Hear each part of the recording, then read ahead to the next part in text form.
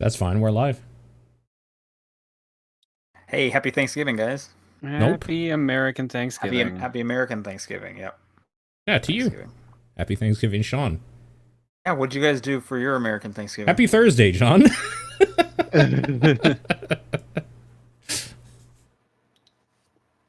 Yeah, I just got out of a nice, good turkey-filled dinner. Nice. Nice. Some mashed potatoes. What else did we have? Some stuffing, of course. Just all the good stuff, and then we went in the hot tub. So fresh from the hot tub. Nice. Yeah, and I probably sound a little different for the audio listeners. I'm on a remote setup down here now that I'm in Southern California. On location, reporting live. On location, reporting live from American Thanksgiving. Mm-hmm. Ask me anything about American Thanksgiving. I got all the answers for you. No, I don't care. Okay. We also eat turkey.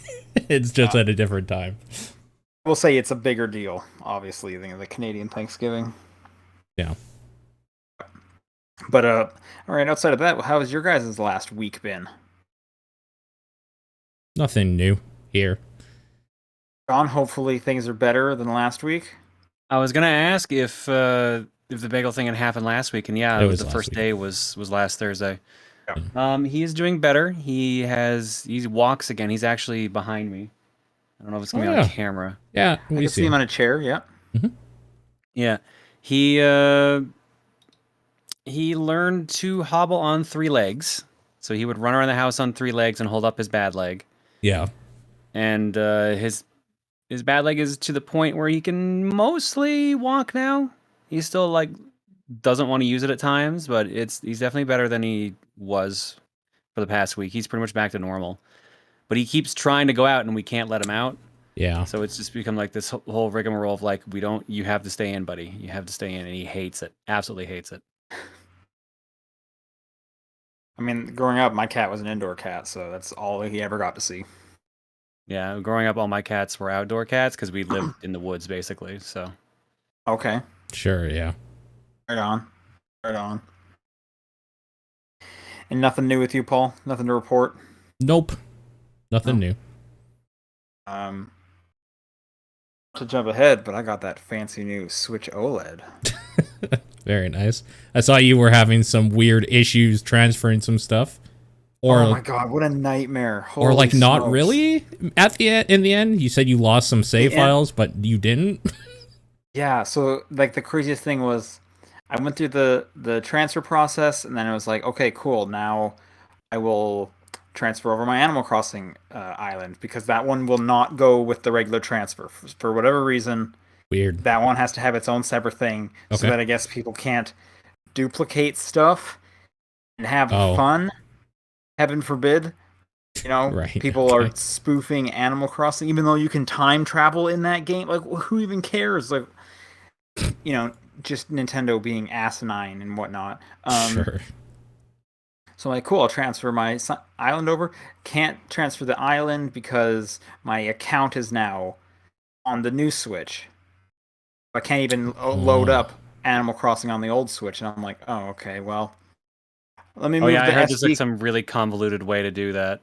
Well, it's not that convoluted, but figuring it all out was kind of convoluted. So I was like, oh crap, and nothing is on the new Switch. Well, everything's saved on the SD card. Maybe if I just put the SD card in the new Switch, all my games will be ready to go. I don't have to re-download everything. So I moved the SD card over, and it says, hey, if you want to use this SD card in the Switch, you have to format it. Okay, well, everything's in the cloud, so I'll just format it. Well, guess what? The Animal Crossing Island's not in the cloud. Cool. Which I'm like, I guess my Animal Crossing save is just gone, because I just formatted the SD card and it did not transfer over in the Switch transfer process. Right? That makes sense, right? It's gone. I mean, theoretically, sure. I mean, where else could it even be? Yeah. I'll tell you. So I was like, well, how is there any way I can check? So I have to transfer my user account back to the old Switch so that I can even use Animal Crossing on the old Switch. And then I booted up Animal Crossing. Island's there. So I ask you, where is that island stored? It's not in the cloud. It's not in the internal Switch memory, and it is not in the SD card. Yeah, I have no idea. So even though I didn't lose it, because at that point I downloaded the island transfer tool from the eShop that you have to use. Mhm. Transferred the island over, transferred my user account back over. Everything's finally good. But I was convinced. I was like, I've just wiped / moved every piece of like storage. It must be gone. Why is it still here? I don't even understand what happened. But I have my island, so I guess that's good. Apparently, That's it's good. saved on the Switch console itself. Not in the internal, because my internal is empty. I mean, I'm literally seeing what Nintendo.com says, and they say it's saved on the Switch console. So, Well, there's no way for you to know that because No. when you go into like the storage options and you can see what's saved where and how much space is used. weird. I don't know. Maybe in Yeah. like their operating system somewhere. Like, yeah, I don't know, and it's ridiculous, and it's just like, come on, Nintendo. Like, Microsoft and Sony have this figured out backwards and forwards. What are you doing? So, It's weird. yeah, fuck Nintendo forever, I guess. And this is the top-down perspective. Right. And this is November 25th, the Thanksgiving episode. So everything in this episode will be coated in gravy, a thin layer of gravy. Gross. I'm Sean Booker. I'm Paul Fleck. John Wheeler. Glad you're both here. Thanks for coming to the podcast. Paul, what have you been playing? I've never heard of this. I tried a new game that came out recently, a Metroidvania that's set underwater called Pronty, Fishy Adventure, made by a little indie studio in Taiwan, and it's really, really good. It's quite delightful. It's if you remember, Derek Yu and Alex Hologa back in the day made a game called Aquaria. It's a lot like that, obviously, because it also takes place underwater, but it controls kind of similarly. And it has a lot of Hollow Knight inspiration and vibes going on in it as well. All hand-drawn environments and animations and all that sort of stuff. But it's just a really cute little Metroidvania game that I thought I would get out there for people to maybe try. Spaced out for a second there, and suddenly he fell down a flight of stairs. Yeah. Probably sounded great for everyone. Sean is dead now, so... I'm in this weird recording setup, I will say that. My chair's very low. It doesn't look like that, but... Yeah, again, it's just a Metroidvania game. If you were hurting for another one of those after Metroid Dread and you just kind of want a chill, small little indie version of that, Pronty Fishy Adventure might be up your alley. I think it's cute. Underwater makes me think bad video game. Okay. They Do a you have good any job more of- to add to this conversation, or is that it? Well, just, every single underwater level in a video game is bad. I mean, because it's all underwater, you are an underwater creature, it plays more like you're just flying everywhere, right? It's not like you're Okay. slowed or anything. So they did a good job of it being underwater then. Yeah, I feel like if a game is all underwater, then it's never really a bad. yeah, because you underwater never game. know that there's like maybe a better part that never exists. Things could be better, but you've never experienced it. Right, exactly. Yeah. No, more than anything, it's I think aesthetically, I just like the hand-drawn look of everything. Well, that's not true. I don't like how the main character is designed or looked, but I like all the environments and all the like enemies and stuff like that. I think they're neat. Okay. Yeah. Cool. Yeah. Also, Pronty Fishy Adventure sounds like a kid's game. Honestly, it's not a great Really name. does. Like, it sounds like it's from that publishing company that did like Pajama Sam. I'm wondering if it's a localization thing. Like, I wonder what. Maybe. I don't know. I don't love the name either, but yeah, it's cool. And I think it's like $15 US or something, quite cheap. So I think it's only on PC right now, though. A lot of the control is you moving the mouse as like a cursor to click onto something that you want your weapon thing to attack. Your weapon isn't so much like you using a sword or whatever. You are moving Pronty, who is just kind of like this creature that doesn't necessarily fight on his own. He does like other things to help support, but he has like a mechanical like swordfish eel type thing that you click on stuff and you can like swipe with it basically. And Pronti's whole deal is he can like dash through enemies, which in this game, because you're underwater, acts more like a parry, because when you dash through an enemy, not only are you negating any damage that they're doing to you because of the iframes, but you're also marking them for like critical hits. So there's this kind of like, you're controlling one character to like move through an enemy and dodge and like set it up for your attack, which comes from the mouse hand doing that. It's actually a pretty fun little system that they set up, but I need to play more of it to see if they kind of do anything more with it than just kind of the novel little bit that I've seen so far. I've only played about an hour of it. Okay, cool. Yeah. John, what have you been playing? I really only played one game this week, and that was the Mummy Demastered.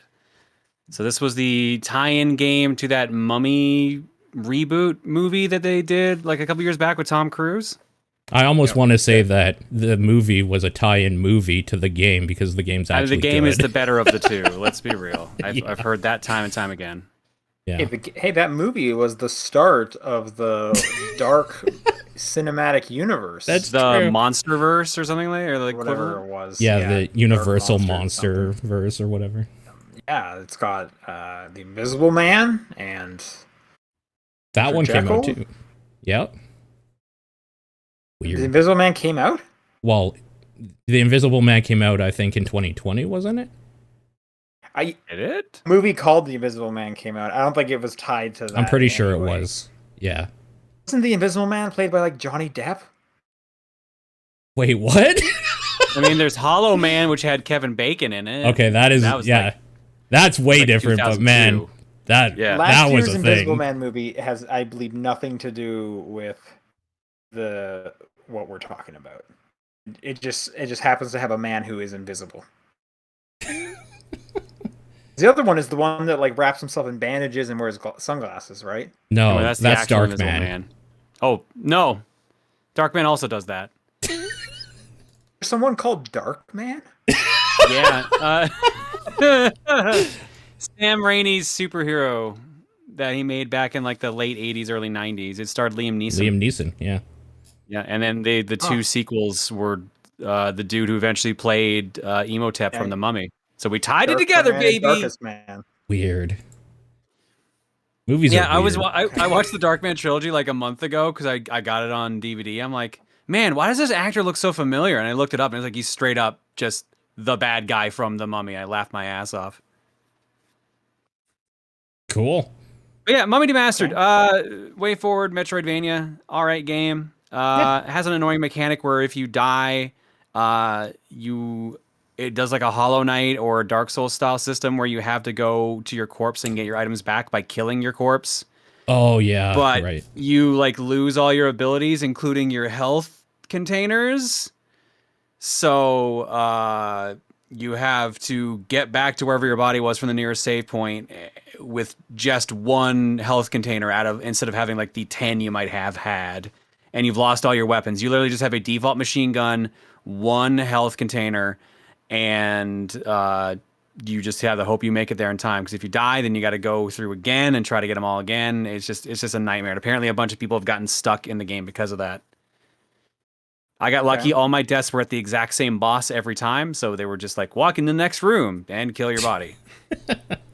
While trying to fight the boss. No, it was actually they were nice and they put the body before the boss. Okay. As a warning for all other people. Yeah. Yeah. The game's all right. I had fun with it. It was like 4 hours to get 100%. It was like really short. So if you want like a super short, kind of all right Metrovania, go for that. Otherwise, everything I'm playing is to just go stream. watch the movie. Not at all. Okay. I actually want to go watch the original Mummy movies. I do want to go do that. There you go. You can watch The Rock and Brendan Fraser. Yeah, and Darkman. Yeah. Dark Man. Darkman. That's all I'm playing. Scorpion King, isn't that tied to the mummies? I think Yeah, it is. that's who The Rock is. Yeah. He's the Scorpion He's King. the Scorpion King. But he got his own movie, didn't he? Or Yeah. So Mummy Returns is the one where The Rock shows up in. Yeah. As like the villain, and then there's the spin-off series where it's like he's the good guy, and there's like one starring The Rock and then two starring some MMA star. Actually, there might be more Scorpion King movies now. it's probably a porn spin-off, right? Oh, probably. Yeah. Yeah, there's at least 4. 2002, 2008, 2012, and 2015. There was a Scorpion King movie in 2015. Wow. Yeah. Oh, and there's a 5th one apparently in 2018. And there's an What? untitled reboot currently in the works. Oh Great. no. Oh, TVP announcement coming, I guess. That actually kind of reminds me, though, because Paul, you just watched the new Home Alone movie. Yeah. Home Sweet Home Alone. Which is the 5th one, right? Because Yes. there used to be 4.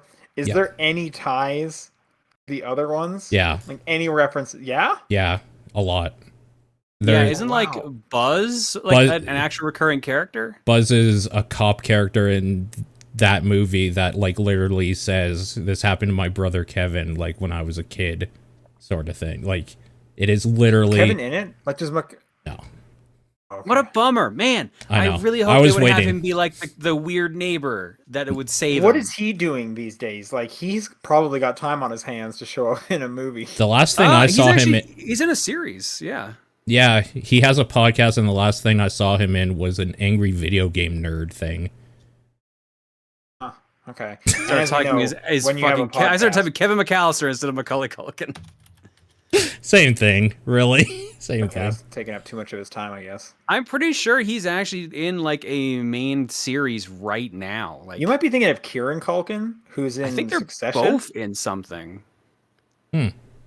But yeah, no, I definitely heard that he was like that. His brother was in Succession. American Horror Story. That's the current thing he's in. Oh my Okay, god. sure. All right. That kind of fits. I could see that. Yeah. I thought Home Sweet Home Alone is a film based on a Capcom game. Oh my god. Mm. Sean, what have you been playing? Okay. Well, I've also been playing a Metroidvania. No, I haven't. Right. I'm playing Guardians of the Galaxy, which I can talk about here because it did not win the poll. That game's a lot of fun. That game looks really nice. I will say that. Because I'm working I'm living at in SoCal this week. I don't have my nice TV, so I am looking forward to getting home next week and playing it on the big screen. It's fun, like it's kinetic. I do like that the characters never shut up. Just because I just like hanging out with these characters. They're just like fun. It's just fun to listen to. But you get what I mean, like Yeah. like you gotta really like those characters to be cool with that, because otherwise it's just a lot. Oh, for sure. I mean, if you don't like the Guardians of the Galaxy, don't play the game called Guardians of the Galaxy. I know, but it's just like you may like, oh, I want to try it out. I guess maybe it'll win me over because I didn't like the actors or something like that. like the gameplay, it's pretty much like Uncharted with better combat. Okay. Like the jump is terrible. It feels bad every time you have to like jump up a ledge. Okay. You could definitely tell it's like, oh, these people did not want this character to have to jump. We put a jump in here for whatever reason. Kind of like when you're playing, when you play Gears of War and it's like you have to mantle over something and it feels just terrible. And it's like, oh, these characters were not designed to do anything besides like roadie run around the stage. Sure. It kind of feels a bit like that. But the combat's fun and pretty fluid, and you get some cool abilities. I don't know how far you got to. I just got my ice gun. A little bit. I got a little bit farther than you. I met the Battle Queen or whatever her name was. That's who I'm just about to meet. Okay. Yeah. No, I'm just a little bit into chapter 4, just after our meeting with her. That's where I stopped. And her interaction is hilarious. I think you're probably gonna go the same path I did. Oh, okay. Who's in your carrier? Rocket. Okay, yeah, you're doing the same thing. You're gonna love it. You're gonna love it. I hope you go the exact same path I did. I'm glad to hear that because like it's already been pretty funny. There's been some pretty good jokes. That first mission, like the whole first chapter, I think is a fantastic intro to the game. There's some fun twists with I just don't even want to say too much because I know Paul's going to play it at some point too. So, good game. I'm liking it. I'm looking forward to playing more of it for sure. It is a video game though. I will say that. Like you are constantly upgrading your characters and getting new weird abilities and stuff like that. So it's good. Man, if there was a weird forum, maybe once a month, where we could talk about a specific video game and complete with each other. Like dive real deep on like on if only there was a way we could really do that, but like an hour or so, yeah. But yeah. Maybe we'll start like a Patreon or something. Yeah. I take it the winner has been decided and it wasn't Guardians based on the way you're reacting? You're right, by 1 vote. It was it BW? Yeah. Yeah, so, I guess early housekeeping. Hey, Balan Wonderworld is the winner for December, so look forward to that. I'm sure I'm looking forward to learning what that game is, because I've heard only horror stories of this thing, and I'm very curious. I'm looking forward to seeing if I get into it by the time I can refund it or not. Okay. The game is 10.5 hours, so probably not. I mean, if it doesn't hold me within, like, the first hour, there's a problem. But we'll see what happens. We'll see. In addition to that, I played through a game called Exo One. You played through it? Like, it's short? It's like an hour and a half long. Oh, okay. Sure. This game kind of flooded my timeline with GIFs and short videos. It recently came out on Game Pass. The easiest way I can describe it is, do you remember that mobile game Tiny Wings? Yeah. So it's that with more mechanics involved, but a behind the back view. So you're going forward as opposed to like side scrolling.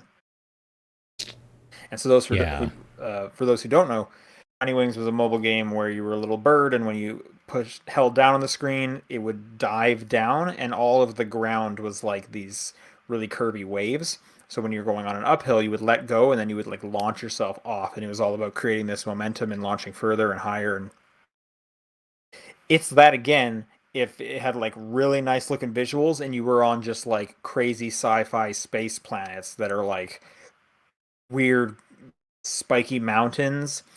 Your spaceship is like an orb that when you hold left trigger to glide or left trigger and right trigger to dive, it turns into like a disc. You'll like dive down by like increasing the gravity or something, and then you'll as a ball form, and then you'll roll, and then on the way up, once you launch off, you hold left trigger and you turn to a disc, and then you can glide really far. And it is stunning looking. Like it looks super nice, which it's probably easy for them to do because all they had to kind of do is like make landscapes for this game. There's nothing really else to the game besides you going through these landscapes, and as you go to each planet, you'll see just like a blue glowing beam off in the distance. You just have to kind of get there, and it takes maybe like 15 minutes or so for you to get to there each time. Each new world will introduce something a little different. So one, for example, is like a whole water planet. So instead of you being able to like go up and down on the rocks, you're kind of skidding across the water like someone who's like skipping a stone across the water.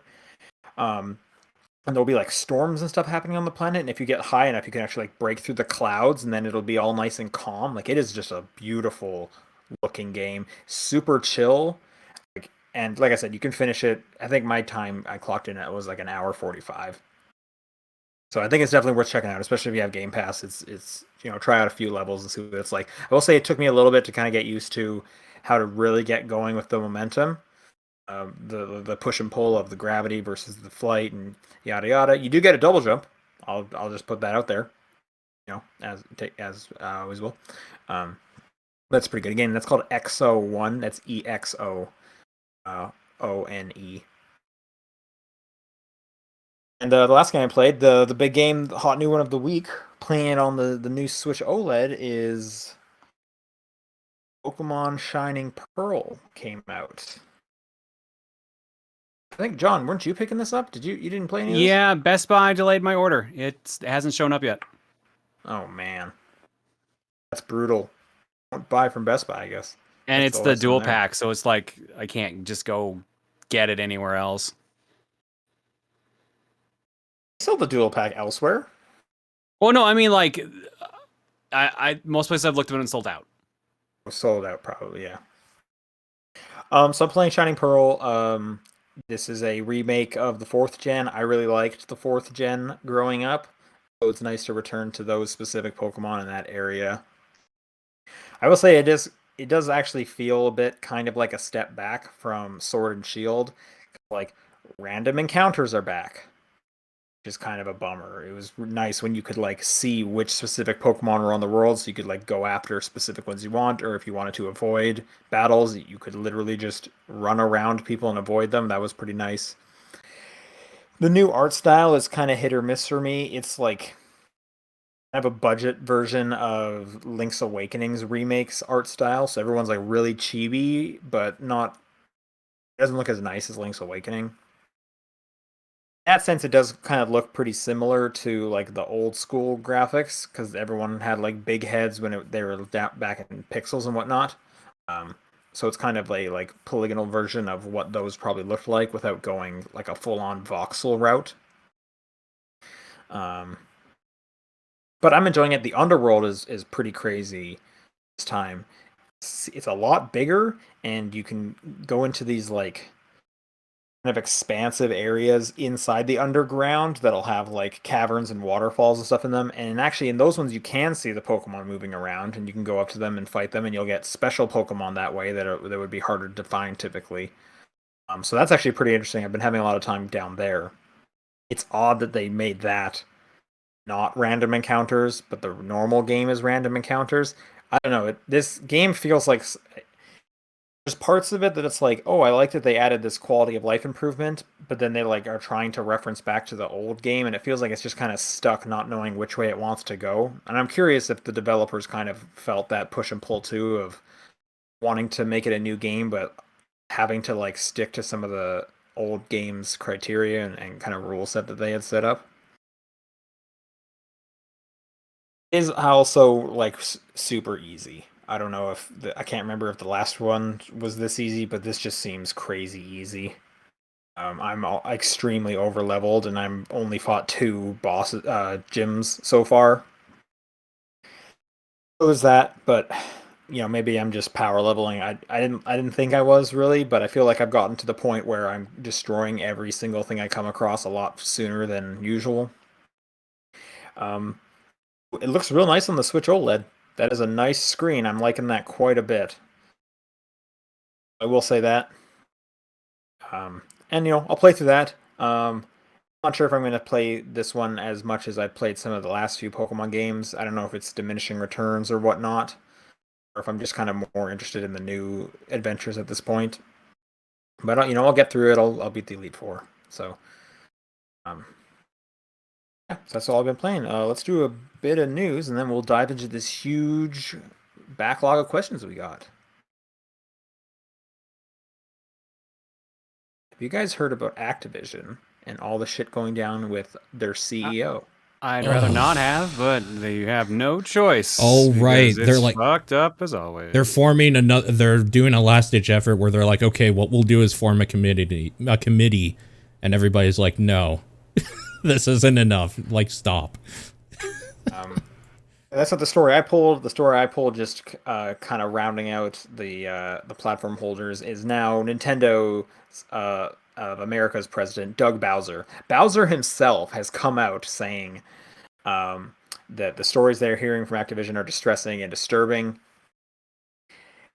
Much like the other platform holders, they didn't really say specifically they were going to do anything about it or in relation to it. Nintendo was like, we're going to talk to the ESA about cracking down on companies that are a part of it. But who knows if that will lead to anything. So we'll see. I just kind of wanted to complete the trifecta. Now, Sony's or PlayStation's CEO, the CEO, and Nintendo's president have all come out kind of against Activision in some degree. Sure. I thought you were talking about the fact that they're trying to do some like damage control, and they're literally putting together a workplace responsibility committee or whatever, where they're going to make sure everything's responsible except Kotick because he's on the board, so we have to make sure anything he does is fine. You're right, and I should have pulled that story because I did hear about it. Yeah, it seems it's getting put together through some board members that are backing Kotick. Yeah. And it just kind of rings the exact same bell of like earlier in the week where it was like, hey, we have a like, we're not going to let this shit fly. Like this is no, unless you're Kotick, then we'll let the shit fly. It's okay. Yeah, it's fucking crazy. they're flailing around right now. So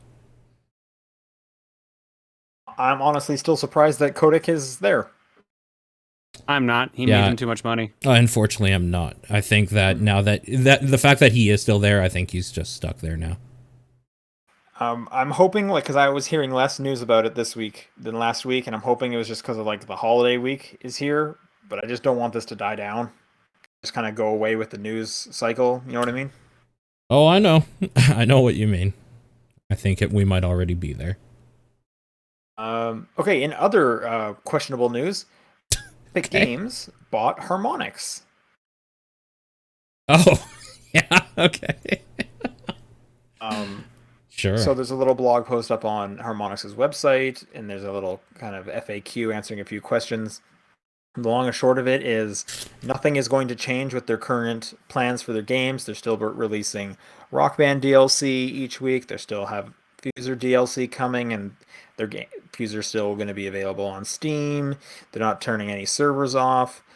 The big main question is, what will the Harmonix team work on next? And the answer from them is, our team will work with Epic to create musical journeys and gameplay for Fortnite.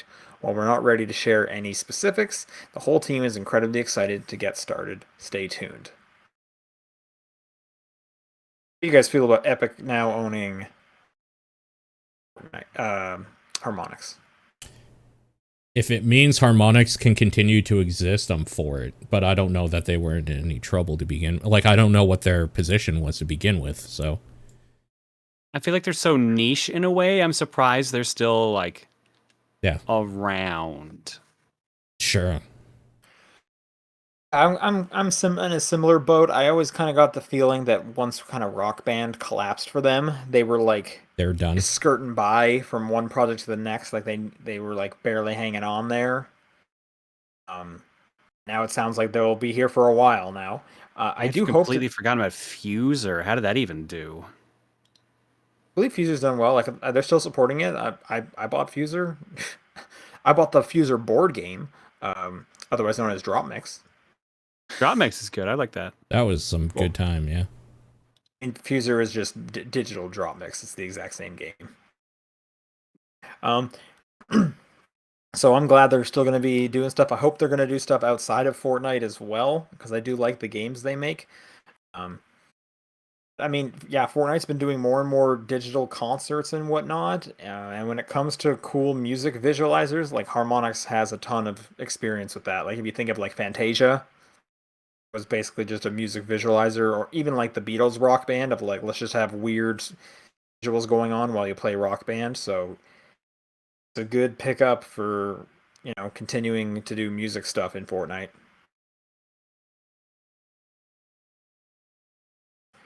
But I hope they keep doing a Rock Band DLC for sure, because I still play Rock Band probably monthly at this point.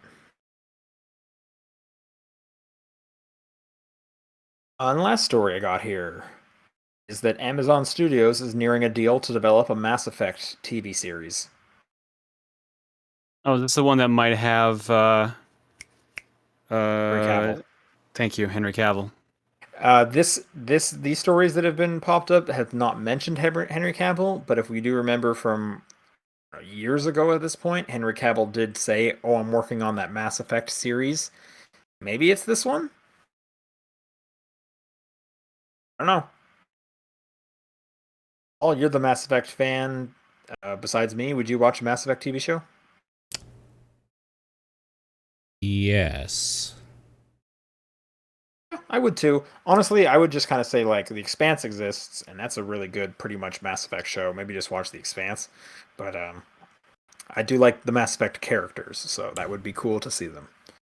Yeah, I'm like, If Mass Effect exists and it's there, sure, I'll watch it. I don't think they should do this though. They should put that money to something else. But whatever. I mean, I like a lot of the stories that Mass Effect tells, and it can take a while to get to some of those stories in the game. We were just saying to John last week, he's like, liking Guardians of the Galaxy, maybe I should get Mass Effect to try. And it's like, well, that first game's not the easiest to go back to, but there's a lot of cool stories in that first game. Yeah. It sounds like Guardians is just the modernization of what those games were trying to do, so even the third one would feel dated in comparison, obviously. If I get more Garrus out of this, I just want a really good Garrus. You know what I mean? Yeah. Yeah. But what if you get like a really bad Garrus, though? So here's a question for you. Would you want completely CG aliens, or would you want like prosthetics? What are you thinking? So I always want practical effects and prosthetics and stuff like that, because even if it's fucking terrible, at least it's funny and kind of like original looking. Bad CG is really not a thing that I ever enjoy, though. Sure. Yeah, and it lasts longer. Like it looks better for longer. I think I'm with you. And even then, like we've seen some pretty good looking prosthetic aliens if you look at like Star Wars and Star Trek recently and stuff like that. Yeah, they totally could do it. Sure, yeah. I feel like you would need some of the creatures to be CG, like the Hanar and stuff. Yeah, you have like some weird paper mache like thing with tentacles. Yeah.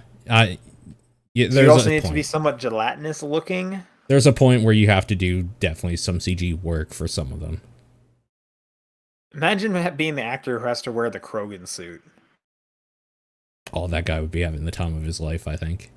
There would be so much. You're wearing like your density just like doubled, if not tripled. Yeah. I bet it'd be heavy. Yeah. Sounds great. I don't know if they could do Morden with prosthetics, though. His body's just too weird looking, you know what I mean? Yeah. I mean, they could get somebody to just... some really skinny, lanky guy to do Morden. Some head prosthetics or something. You could. We'll see. We'll see what happens. Here's my recommendation, though. Just go watch The Expanse. Pretty much get everything you need. And that already exists. So there's that, too. That's what I'm saying. Go watch The Expanse. Yeah.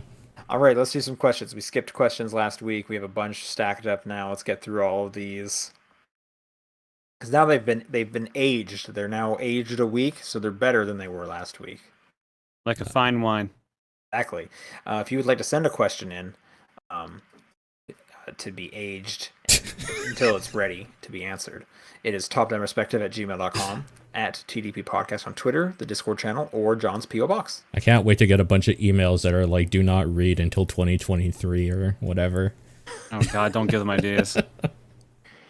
I can read this first one from Andrew, who says, "Hey all, Cross has that 2-player mode you can do with a friend. See who gets more points. How would you like that to be an online feature? Could Picross be a viable esport?" I actually did want to run this as a tournament at MagFest. I had a plan for this years ago, but then my schedule didn't allow me to actually do that. So that'd be fun to watch. Someone solving a Picross table. Well, competitive, so it's 2 of you, like racing. Yes, and I mean you stream Picross, so I guess people enjoy that. I don't know. I personally have not sat down and watched someone do like a Sudoku before. That doesn't sound entertaining to me. Personally. I would definitely not watch this either. I definitely think there's a difference between watching someone do Picross thing and like having a little conversation, just chilling out, and watching 2 people crunch numbers. I don't care about the latter, like, at all. I think, like, what if you, every time you got like a number or a space, the other person gets slimed? Okay, now we're talking. Yep. I think that would be pretty good. Taking the YTV approach. I like it. Yeah, so like halfway through each of the boards, these people are dripping. They still have to like touch screen Picross thing or whatever. Yeah. Don't lose your stylus. Yeah, because you could see it. Like you would so it's 2-on-2. All right, one person on each team Yeah. is doing the Picross. The other person on each team mans the cannon. So they're like shooting at the person's hands, trying to knock the stylus out. So it'd be like, oh crap, he's in the lead, but he just dropped his stylus, and now he's like digging in the slime, trying to get it back, so we can keep playing Picross. I like where you're going. Let's put this up a notch. They're using the cannons to mark a giant Picross board 1,000 meters away. Now we're talking, rather than like actually just sitting. Each place is a person, so when you're like going this place, they're on a turret and they're floor is lava style. It drops the floor from the underneath them. Yeah. And then you cut the shot because that person died. Right, died. Yeah. Like maybe don't kill the other person. They did it in the Netflix show. I saw it. The floor was lava. Yeah, they killed them. Died. That person did not come out of the water again. Yep. We're not saying they're dead. We're just saying they went into the water and they never came back out. Yeah, it's true. That's how they can't sue us. Yeah. And also, it's Squid Game, so we can get that. Yep. It's a popular show. Kevin writes in, what's the best romance video game? Definition of a romance game. Game where romance is a core motif, not necessarily dating sims. I feel like the majority of them are still going to be that, though. Yeah. So it's a game where it's all about romance, but you're not dating anyone? The closest I can think of is like Boyfriend Dungeon. No, I was thinking Boyfriend Dungeon as well. Sure. Yeah. A core motif. It doesn't have to be the main one. So the one I was thinking of, there was a game that came out a few years back about a small little adventure puzzly game called Last Day of June. And that is it's extraordinarily sad, but I mean it's about a couple, and one of them is like killed and the other one is like dealing with memories of like that other person and stuff and the loss and whatever. Okay. Could you say maybe like Life is Strange, where it's like totally. You can pick between the suitors, but there's still like a mystery you're trying to solve? I guess Life is Strange colors I'm thinking of specifically. Oh, okay. I can't speak to that one. I think every Life is Strange has a romance thing as a core motif in it, though. Sure. Do a little less so, but there is someone in a couple of the episodes. But yeah, okay. Yeah, I guess 2 is definitely a brother thing. It's not a romance thing. So that's sure. I see what you're. There are like people that you can have crushes on and do stuff with in a couple of the episodes for sure. Sure, yeah. Stardew Valley in the chat. That's a good one. Someone says Catherine. Good answer. Catherine's a good one. Answer. That's a very good one. Yeah, solid. Oh yeah.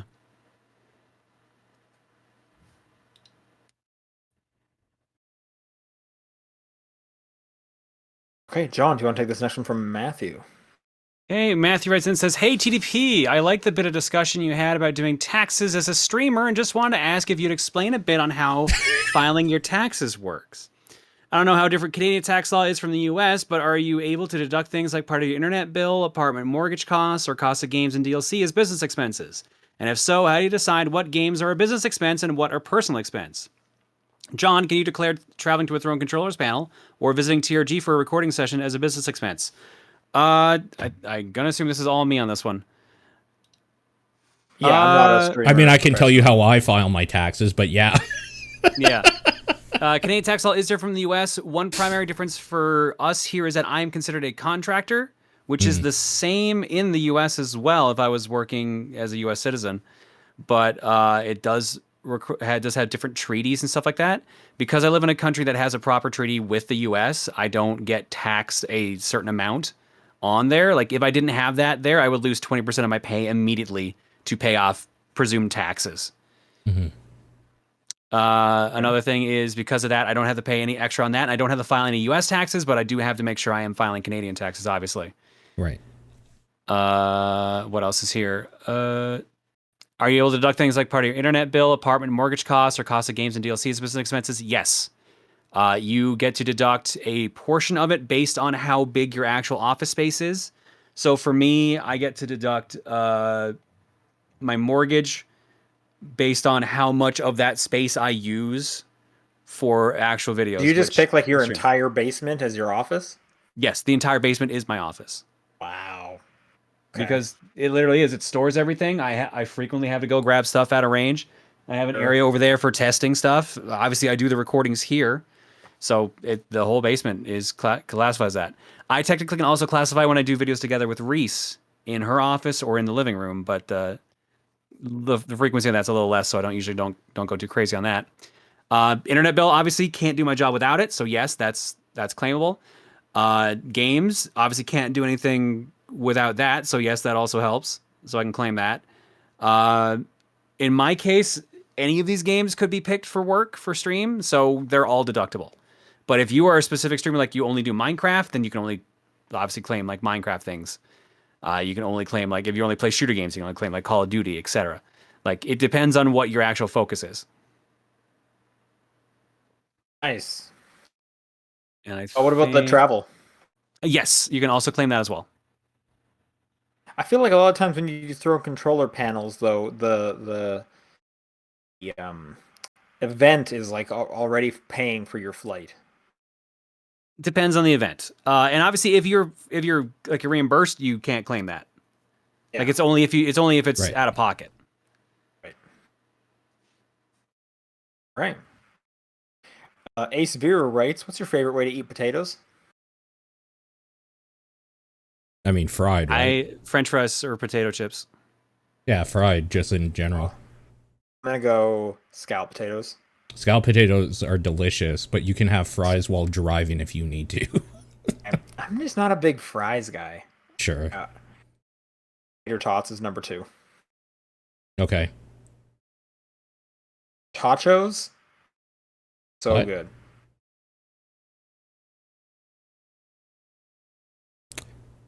Shane the Destroyer. They gotta go fast advertising with Sonic seems to counter... The gotta go fast advertising with Sonic seems to counter the classic games a lot of the times when they require precision platforming. I've had to explain that going fast is a reward for the mastery, but it feels weird to me because later the 3D games I grew up with usually just let you go fast. Do any other games have marketing that seem counter to their gameplay? I agree with this. This is one of my problems with Sonic games. Actually, Exo One has kind of a similar premise of like when you're not getting the momentum going, it's kind of a drag until you get going again, and then it's way better. But it's a lot easier to get going because you're not like doing platforming. Sure. Marketing Games that are counter to their marketing. Yeah.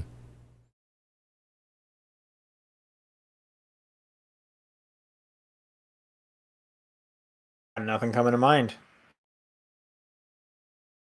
Sonic would probably be one of the best examples. Oh, Brutal Legend. Okay, sure. Yeah. I see that. I can't remember where I was hearing it recently, but I heard someone saying that during the advertising of it, they weren't allowed to say real-time strategy. I believe it. They're being told by their like marketers like that it will not do well if you say real-time strategy. They're right. So that's a good one. Yeah.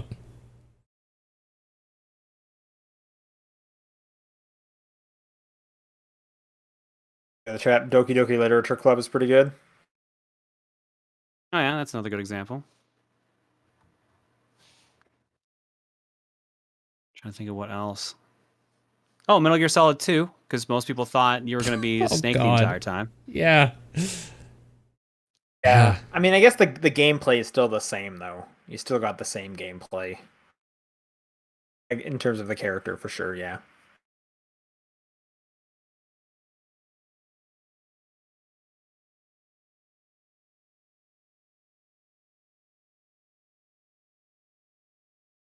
Is it me again? I think it's me, yeah. From Rasterman.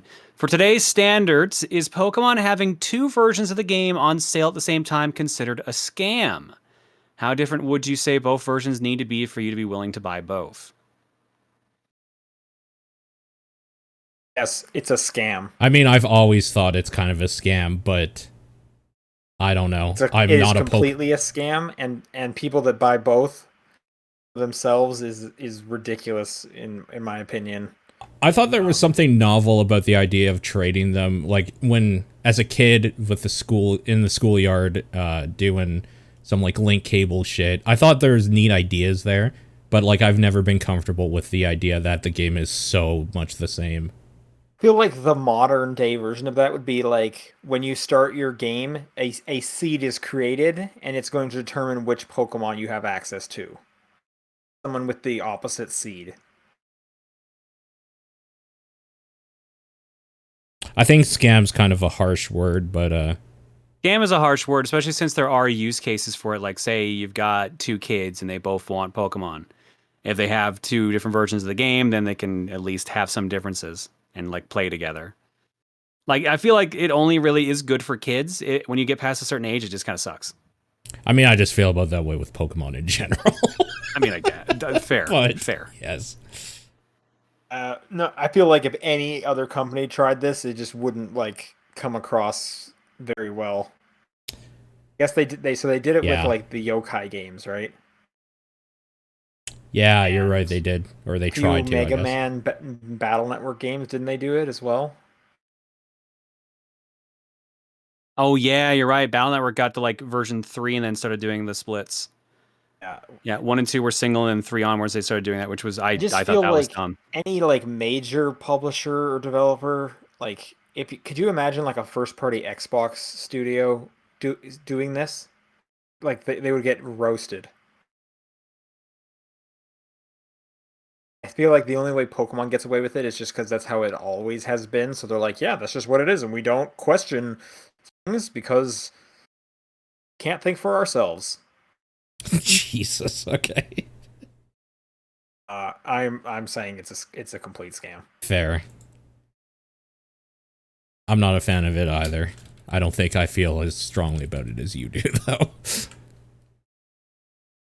The Phantom Aegis writes, on the 18th of November, in North America, the GameCube will be 20 years old. What are your fondest memories with the purple lunchbox? Oh, so many. That was one of my favorite and still favorite Nintendo consoles. For sure. Mine's probably just like the countless hours of Melee. Yeah, sure. A lot of Melee. I mean, RE Remaster was like the reason I bought one, so just a shitload of that. Then 4 came out on it. That was cool.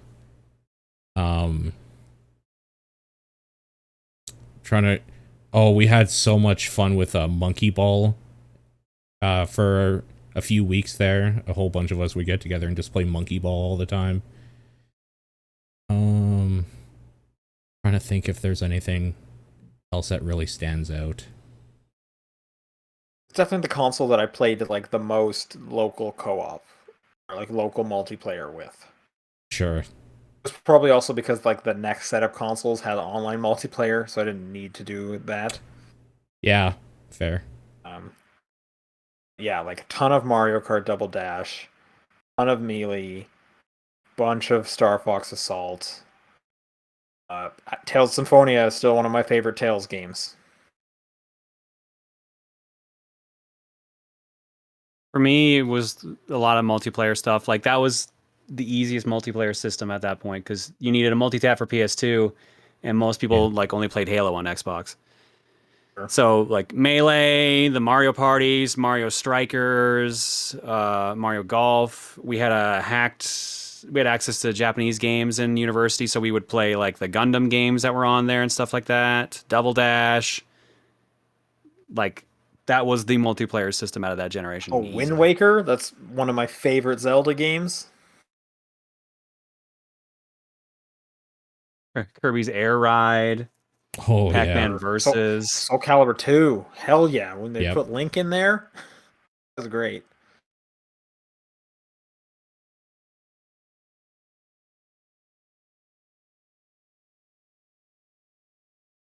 Paul, I think you're up. Okay. Lineback. It's the apocalypse. Somehow the only weapons left to defend yourself are game consoles and handhelds. Which three do you choose to wield? So the GameCube has a handle made to bash someone's skull in. So that's one. That might be a pretty good one just from like a usability standpoint. Yeah. Gotta pick something that's like real dense, right? Oh, Xbox. Original Xbox is heavy. True. Sure.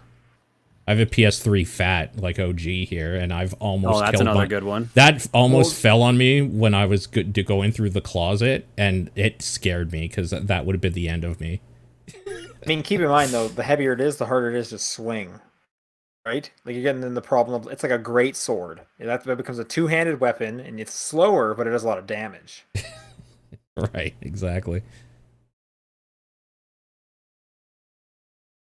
I don't think any handhelds are worth it. The PSP is pretty dense, but I mean, I think I'd rather go with a console if I was attacking someone. Yeah. PS5 is the biggest. PS5 would definitely be big. Original Xbox is dense. Even the Series X isn't that bad. You could take a system that's got 4 controllers and swing it around like a flail. That would be kind of cool. But like some nunchucks. Would any of the controllers like stay in? I think they'd fly out. Tape them in. If you tape it in, sure. N64 controllers on a flail. All them random edges might do some damage. Yeah. Or maybe you could use the controllers kind of like size.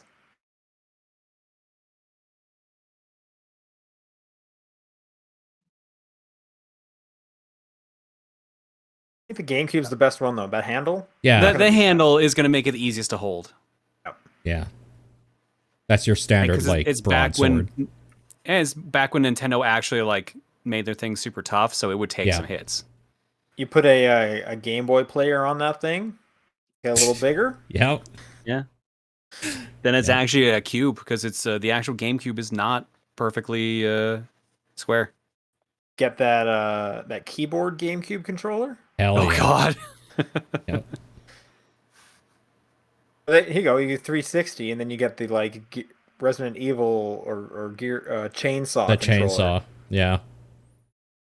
which is obviously a real chainsaw. So there you go. You just get a chainsaw. Obviously. Yeah, of course.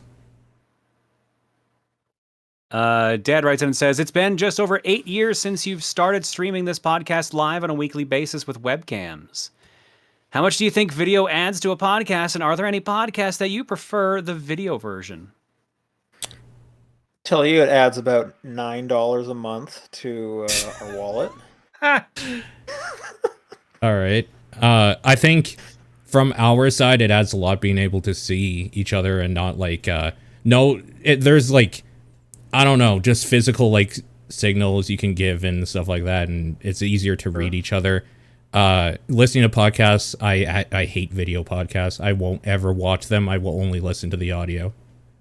Yeah, I don't really watch video podcasts, but then again, that's just because most of my podcast listening is when I'm on the go in Doing some capacity. something. Yep, for sure.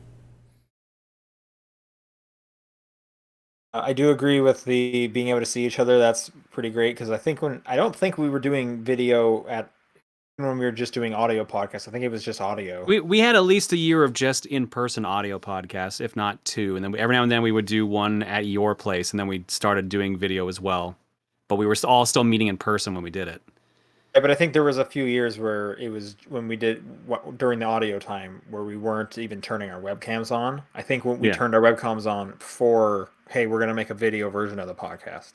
Yeah, I think that's right. And I will say even now, if I was doing a podcast with somebody and it was going to be just audio only, I would still turn the camera on. Hell, we do that. To see them. TVP, we see each other. We do that for TVP, yeah. Yeah, but we don't record the video.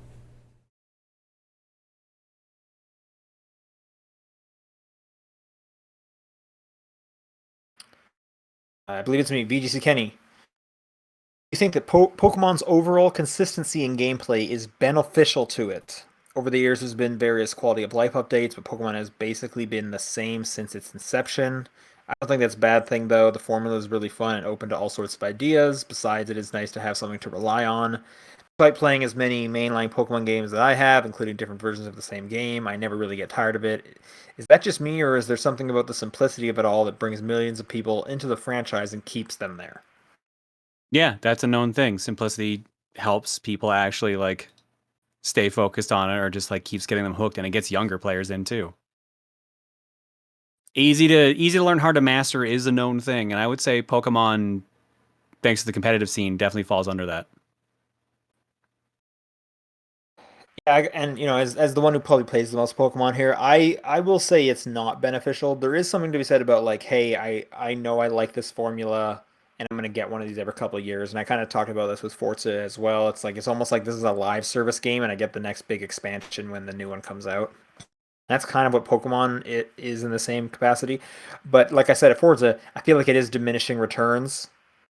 Each Pokemon comes out, I like it probably a little bit less than the one before it. And Yeah. I would absolutely love and welcome any kind of big change. Like if they were gonna like, hey, we're mixing it up a ton this time, I would be like, thank God. Like I don't want them to keep making the same game. I have what 30 of those already. Yeah. I think that's probably the position most people that play Pokemon come from as well. Nintendo's position is they want to keep making it because it's a formula that works. It makes money, and every Pokemon game is somebody's first. So for them, Well, they it's have no beneficial. incentive to change it because, like I just saw a headline this week. Diamond was the best-selling Switch game in the UK. Sure, yeah, of course. That's what I'm saying. His question is the consistency beneficial to it? Absolutely, it is. That's why they do it. Is it beneficial to like the customers? Maybe not in the long run. And we get that and I think it's a vocal minority. But remember with like Shield and Sword, when people were getting so furious because they thought it was like low quality and whatnot. I bet if they did change it enough, there would also be a bunch of people who complained about it. Well, let's see what happens with that Arceus game, because that seemed like it was going to have some changes to it. Right, and I feel like the way they're kind of skirting the line there is they're not calling it a mainline Pokemon game. It has like a specific subtitle and whatnot. It's a Pokemon Legends game. Right, yeah. For all I care, if they want to like have two branches going, it's like here's the exact same formula again and again and again. And guess what? We're remaking Red and Blue again because it's been 35 years, and that's a whole new generation. And then they want to have this other branch where they actually try stuff. Then sure. I mean, a lot of the spin-off Pokemon games have been pretty cool. The Conquest, the Tactics game, that was pretty cool. So yeah, they are a little hamstrung because they have a competitive scene. They have to keep a mainline series to keep that alive. Like that. There's no way they'll ever stop. Yeah, regardless of the competitive scene, those things print money. Yeah. Boko writes, I recently finished Shin Megami Tensei 3 and started New Game Plus only to almost die to a common enemy after having no problem with the final boss, the real Satan. So my question is, what part of a game do you think the player is most vulnerable? The beginning where the numbers are small but the enemies can be weak, or the end where the enemies are much stronger but your numbers are bigger? It's always the beginning. I was gonna say that's the secret. It's always the exact same. Oh, well, no, because there is a point where you could, like, first of all, at the beginning, you will always not, in theory, know how the game plays. You won't know where anything is, and your character will be at 0. By the end, you will have learned the mechanics to master them at some point, or to some degree. You will have gained experience levels or new items or whatever. But no matter what, you got better at the game as well. So it's always the beginning. You're the weakest. The game knows you're getting better and getting more powerful, so they give you stronger enemies. So I feel like difficulty is the same. No, they generally just give you enemies that one-shot you. They don't give you like any new challenges. Is more difficult. In a cheap way, but that doesn't mean the game's getting harder. I feel like this is a different discussion we're kind of sliding into here now. I think we are. The player's always weakest at the beginning. Yeah, the odds of you the most common place you'll die in a video game, like an RPG, is the very beginning, when you're like underprepared, and then at the very, very end when they have all like the super content. Sure. I was gonna say is I feel like typically you won't die much at the beginning because the game kind of goes extra easy on you to not like turn you off. Not all games, especially since we're talking about Shin Megami Tensei 3, that does not go easy on you. Shin Megami Tensei is kind of a different thing. That game will give you 2 middle fingers, and you have to put up with it. I heard the exact same thing about 5 as well. Yep. So, if I had to pick one or the other, I would say at the end, because unfortunately, a lot of the skill curve will be consistent, but then they'll be like, "Hey, why don't you grind a whole bunch before the final boss?" And it's like you Just to didn't get make me that grind number up. any of you didn't make me grind any of the rest of this game. What are you doing? Why would you make me do this now?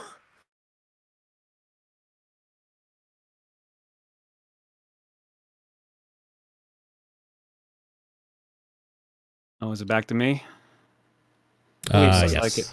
Gu-Tang Clan writes in and says, since American Thanksgiving is next week, what are the best and worst American Canadian Thanksgivings you recall? Extra points if there was a family argument. I can't recall any. I don't think I've had a family argument ever. I can think of some family arguments, but I don't want to go into details. So, Sure. Okay. so I'm going to say it's really just the one I can think of. I ask at least though, was it close family or like a bunch of distant relatives came in? And it was like a big family thing. I can't say anything without giving away whose family it is. Then don't worry about it. Was it at Thanksgiving or just in general? It was at Thanksgiving. Okay. It wasn't during like the dinner, but it was like on that vacation. Yeah, Sure. gotcha. Yeah, Okay. the Thanksgiving kind of Yep. See, but I've never really had like big Thanksgivings, because a lot of my family is really far away. Oh yeah. So, I don't know. Best Thanksgiving when I was a kid, my mom was like, "Hey, what do you guys want?" And we picked hot dogs. So we got hot dogs for Thanksgiving, and I'm gonna remember that forever.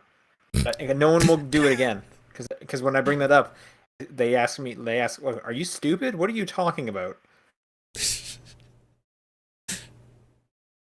Sounds great. What about you, Paul? Yeah, no, I mean, I've gotten in huge fights with my family before, but not really around like Christmas or Thanksgiving.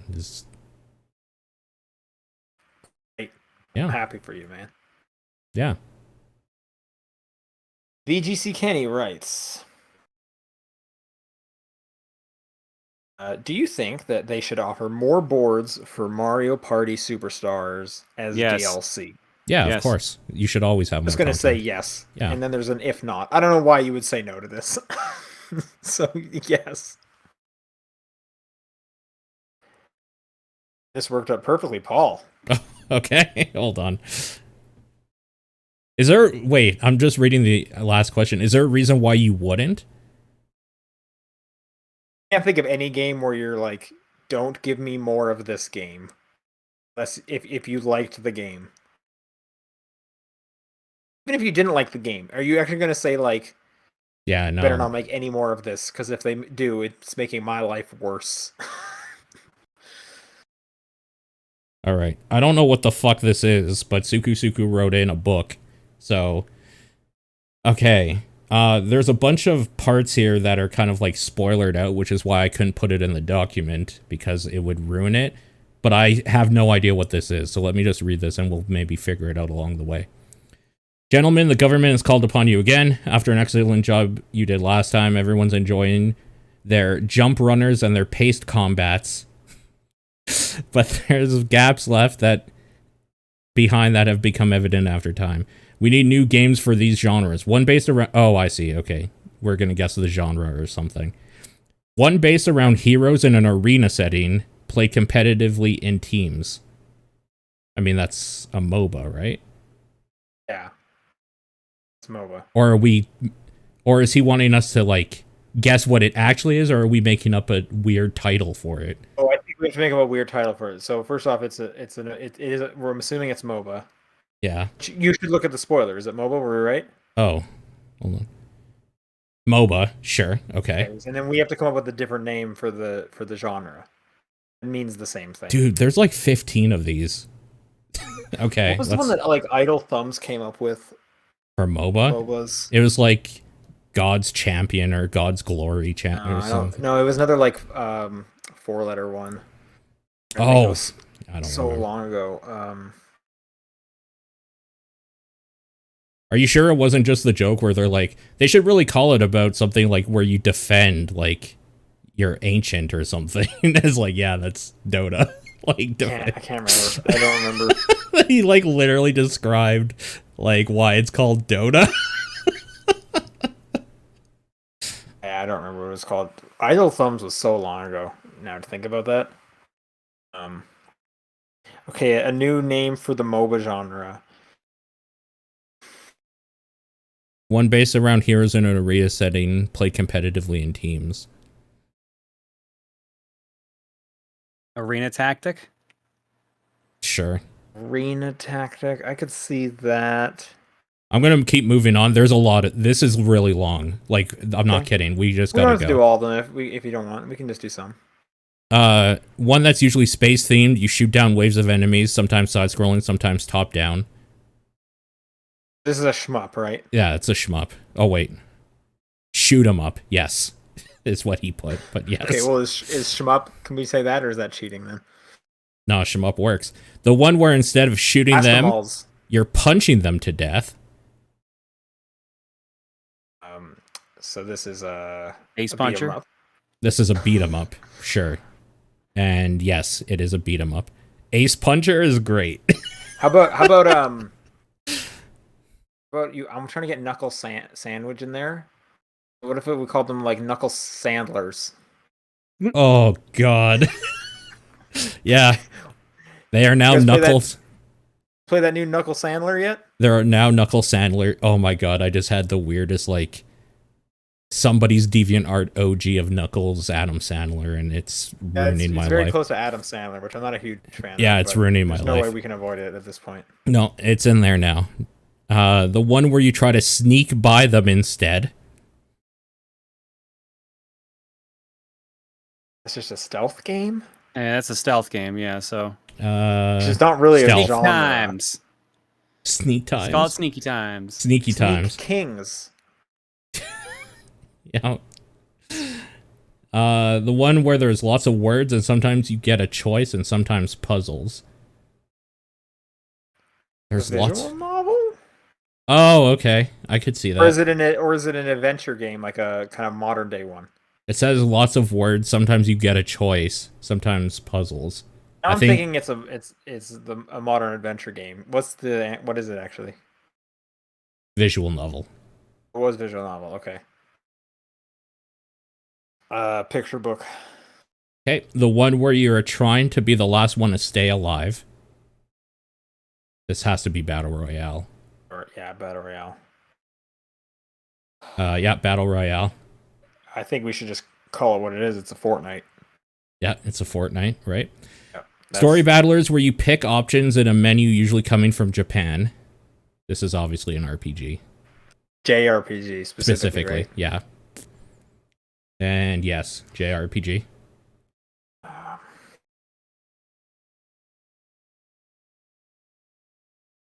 No, East Asian RPG. Oh, there's 5 more. The Story Battlers, where you're given more freedom, movement, and attack. Story Battlers, where you're given free form. This is supposed to be like CRPG? No, probably like ARPG, American RPG. Okay. Because That makes sense. CRPG is Okay. CRPG. I've never is heard of an American RPG, but I guess like Skyrim. like an RPG, I guess, is you would call that, right? Yeah. Yeah, RPG. Okay. Okay. I don't know. We didn't really come up with one for JRPG.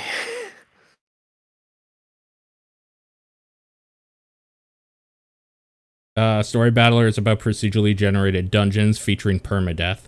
This is obviously roguelikes. Roguelikes, yeah. This should be an easy one because, like, just don't reference that game. Oh, yeah, I see. I think I have a good one, but I want to hear if you guys have a good answer for this. I don't. No. Read it out again. Roguelikes. What would you rename roguelikes? Rand Adventure. Oh my Rand or God. Rand? Rando Adventure. RNGians or RN Dungeons or something is like some play on that from the chat. That's really Yeah, it good. doesn't Yeah, work. quite as RNGians well. is pretty good. RNGians. What if you called it Mulligans? You sure? Mulligan's also fitting. I also just like it because it sounds like an Irish pub. Yeah. Yeah, true. The ones you bust out when you're having fun with friends, usually around a board with mini games, but not always. I got a good one for this. I want to hear yours first, though. So a board game like Mario Party or just multiplayer? Oh, I see. So like a party game. Yeah.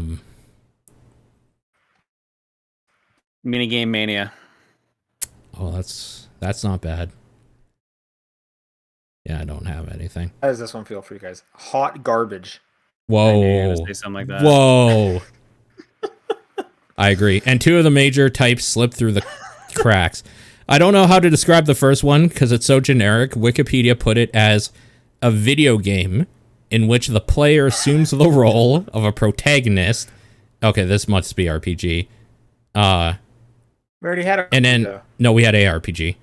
In an interactive story driven by exploration or puzzle solving. Oh, this might not be RPG because that is way too long to be RPG. The spoiler tag. That's like a full word. That's not 3 letters. I don't know. Adventure game? It was. You got it. It was adventure. Adventure? Yeah. Well, I was just trying to think like what is the most kind of generic thing. So they're specifically talking about adventure games, not like an action adventure game.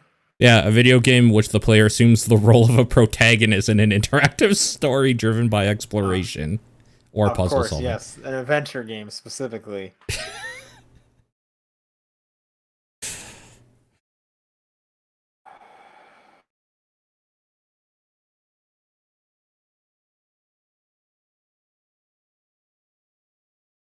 The second one is the focus. Good time fun zone.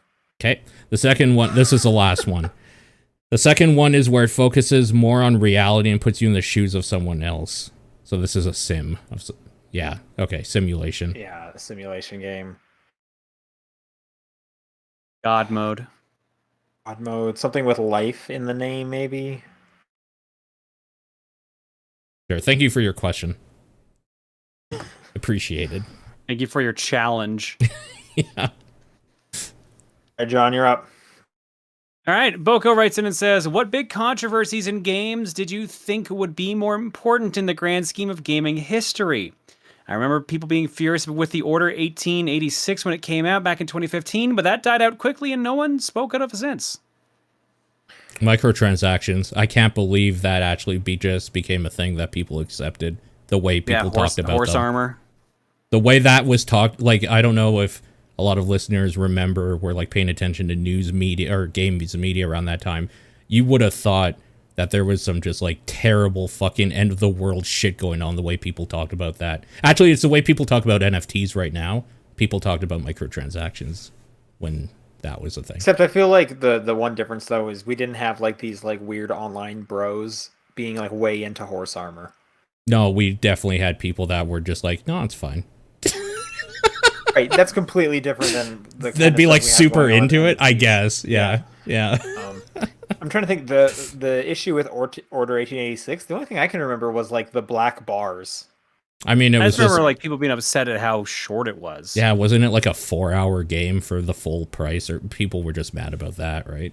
Do you remember it being shorter? I don't remember an outrage around that, but maybe I'm misremembering. I remember because it was letterboxed pretty heavily, and people were pretty upset with how much of the screen like you weren't getting to see.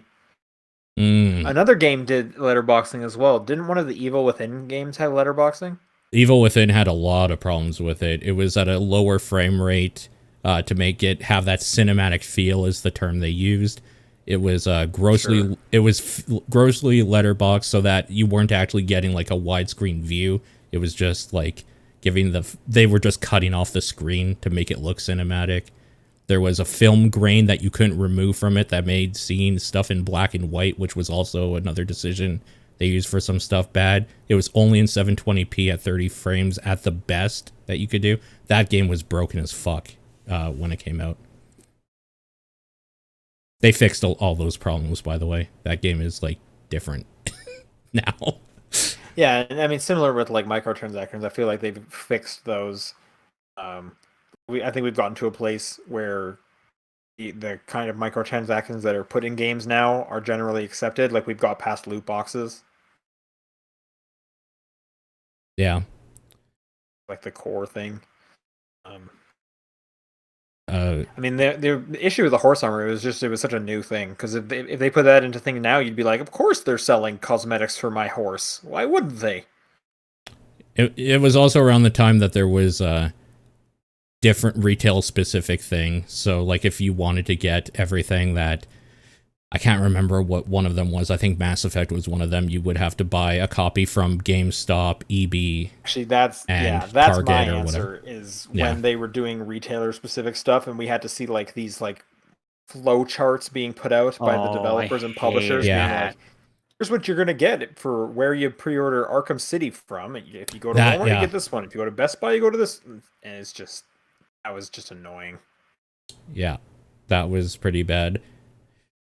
I'm going to say the cynical answer of I thought the Riot Games allegations and the Ubisoft stuff would have gone further, but those are kind of dead now, and I hope the Activision one goes I further. don't hear Riot much. I still hear Ubisoft doing stuff. Because I I hope just so. mentioned a couple weeks ago the a better Ubisoft or whatever that group is came out and said they haven't come agreed on any of our stuff. So I'm still hearing some Ubisoft things. Good. I believe on the next question, correct? Yes. Ed writes, now that both John and Paul have VR headsets, when is the debut of the new TDP spin-off TVR? It's just gonna be done in VR chat. Yeah. We could actually do that. It's so stupid. John, you bought an Oculus Quest. Yes, I picked it Black up. Friday It sale. showed up. Yeah, it showed up yesterday. Nice. Right, was there a good one going on in Canada? I know there's a pretty good deal going on down here. $70 gift card. Right, yeah. Ours is the best one I saw on Amazon, $50 off and a $50 gift card. Oh damn, that's real. That's good. pretty good. Yeah, the pretty good one. Yeah. You already have it? Have you tried it out? I haven't, but I didn't get a chance to try it out because I streamed yesterday. Okay. Sure. What's you gonna try out first? Well, I already have a couple games for it. Friends gifted me Beat Saber. I picked up Half-Life Alyx. What are the other games I picked up? There was like 5 or 6 I grabbed, and I'm also gonna pick up Resident Evil 4 VR. Mm-hmm. Boneworks, Super Hot VR. Hot Dogs, Horseshoes, and Hand Grenades were all games I had recommended to me. Okay, cool. It'll probably be Beat Saber, honestly. Yeah, the sale's going on right now, so I'm picking up a shitload of stuff to play at some point as well. What did you pick up? So far, the ones I've picked up are... Sorry, I can't remember all of them. Half-Life Alyx, Oregon, Moss, Vectrix, Doom, VR, Accounting Plus, and still on my list is Trover Saves the Universe, the Rick and Morty thing. I just put Rick and Morty, but I don't remember the full title. I was looking into Batman Arkham VR, but it's not doing too well in the reviews, so I think I might skip that one. And a game called Pistol Whip, which is I've heard good essentially things about Pistol Whip. Beat Saber, but with guns. Right on.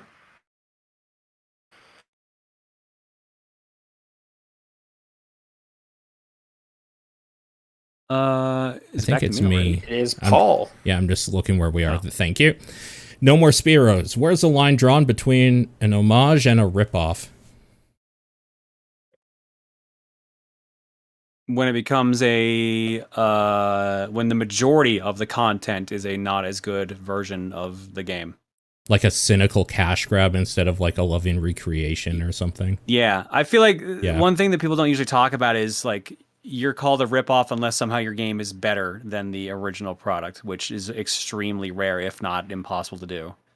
Well then, yeah, well, I'm trying to think, like, what if you were like a new developer, like a kid almost, and the game's not going to be great, but you love Zelda, and you tried to make and you ended up making kind of a shitty Zelda. Then you made a fucking ripoff and you should feel bad because that's the internet, baby. I definitely would not agree with that, though. Doesn't matter. The internet agrees. That's all that matters. Gotta be the spirit of the developer, right? Yeah, it's absolutely the spirit of the developer, for sure. And then that's hard, just because like obviously the developer in a public setting is going to be like, of course it's not a ripoff. Like, why would they ever call it a ripoff? Yeah.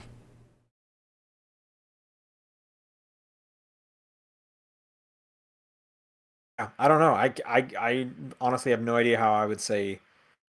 The only way I could say it is entirely ripoff if it is basically the exact same game, Yeah, when you don't bring like, anything to the table yourself or like an original voice to it, I think it's a ripoff.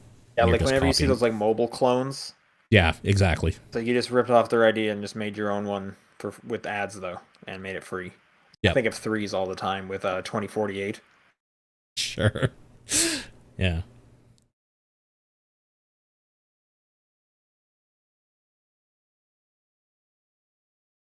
Hey, John, you're up. Oh, shoot.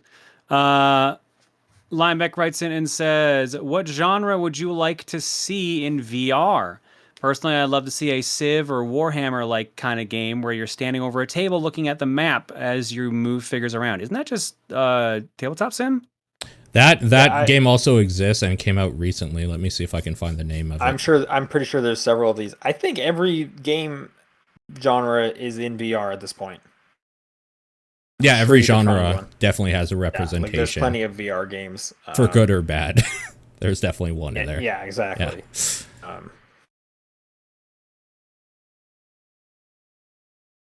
Every time I'm thinking of racing's obviously in there. Yeah, there's a lot of racing in there. Obviously, there's too many shooters to count. Tons of shooters. Yeah, I think they've hit all the genres. Like, I guess I haven't heard of a VR visual novel, but that has to exist because that can't be too difficult. Yeah, I don't know that I've heard of one either, actually. But I think haven't heard of one because there's just not like a popular one. But there has to be. I mean, yeah, probably. Look, I can't find the game.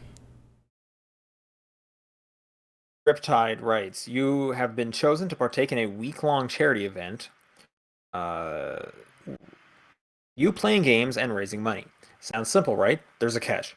The only games you can play are those that have insanely brutal challenges tied to them. Doing a lasso run of any of the Halo games, or doing 50-20 mode in Five Nights at Freddy's Custom Night. I don't know what either of these are. Lasso means legendary all skulls on. Okay. And 50-20 mode is, I know the 20 is referring to the difficulty of each of the robots, which is all of them. The 50, I'm not sure about. I don't know if that means like you have to do 50 days. Which game would you pick to focus on that has this level of difficulty and cause the least frustration for you? I guess, which game can you play like the hardest difficulty of? See, the way I'm interpreting this is what game has a hard difficulty that you won't like hate it afterwards necessarily. You could play seeing it in for the chat a week. that 50 is the number of animatronics. Oh, fucking my God. Lord. And they're all at max difficulty. That's terrifying. I would definitely have a hard time with it now, but when I was much better at it, I could do this without frustration for like Rock Band or Guitar The Hero. endless playlist or whatever. Yeah. Well, I could play expert guitar back then. Not every song. Yeah, it would probably be something like that for me too, yeah. Could you play the hardest? You could probably play Resident Evil on hardest difficulty, right, Paul? Yeah, but I wouldn't want to do that for a fucking week or whatever. Oh, Or- well, just saying. What? I'm just asking what you could like actually do before. What would you like to do? I mean, yeah, I could probably play one of those, I guess. Let's say like a Devil May Cry at max difficulty or something like that. Yeah, you could do it. It would be hard, but I could try. Right on. Final question from Hebrew Lantern. In honor of American Thanksgiving, what's the most overrated food? Turkey. Yeah. I like turkey. I like turkey, but I don't like it as much as everyone else does. It's just become like a flagship food, but I don't think it's like earned that right. It just earned it because it was there first or something. Overrated food. I think pancakes are pretty overrated. So, yes, but I don't hang around a lot of people that are crazy about pancakes. So, like, I don't hear it ever. But if I did, I'd be like, I don't get that. My mom and girlfriend love pancakes. Okay. I love yeah, pancakes too. I could go the rest of my life without eating a pancake and I'd be fine. Do you like waffles? Same thing. Oh, Okay. see, I do like Because waffles. some people pick one or the other. Being on the side of both, that makes perfect sense to me. I could, if I had to eat one, like I guess maybe I'd prefer a waffle. But so here's like my issue is I'm not a huge fan of the stuff you put on it, unless it's like You can I'm gonna put choose ice what you cream. put on it. No, but it's like I don't want to put like ice cream on it. No, Then thank you. I don't. don't want to put a bunch of chocolate sauce on it. No, thank you. Then don't. Who puts chocolate on their? That's disgusting. What? What are you talking? Tons of people put chocolate on waffles or Yeah, pancakes. crazy Yeah, people. Yeah, no, It's that's a pretty common. It's like Yeah. makes it like a dessert waffle. Oh, it's Yeah. disgusting. Not a big maple syrup fan, which I feel like takes out a lot of those for me. I could see it. Maple syrup's very sweet. Yeah. So it comes down to like, oh, you know, you just put some butter on it, and it's like I don't want to eat that much butter. So I'm just not a big waffle or pancake guy. What are good though? Eggs. It's a great breakfast. I hate eggs. Every kind of egg. You don't like eggs in Yep. any way? Well, I mean, I'll eat them, but I don't like them. They're Wow. usually easy though. You won't Eggs go out of Benedict? your way for them, is what you're saying. Yeah, exactly. I will. If I'm having breakfast at a restaurant, it's almost guaranteed I'm ordering eggs Benedict if that's on the menu. If something has eggs on it, I won't eat it at a restaurant. I'll eat eggs Oh, at man. home if I have like no options, but If I see a burger at a restaurant that has a fried egg on it, I'm probably ordering that. yeah, I'll throw that egg off and then eat the rest of the burger. Oh, so good when you get that Disgusting. yolk running all over the egg or the Absolutely burger. fucking so good. disgusting. Repugnant. All right, that's gonna do it for the show this week. Happy Thanksgiving to everyone who's listening. It whether you celebrate Thanksgiving or not, I hope you have a great Thanksgiving. Sure. If you are a TDP patron, we're going to be doing our Good Life episode right after this, so check that out if you can. Otherwise, we'll see you guys next week for a regular show. Bye, everybody. Bye.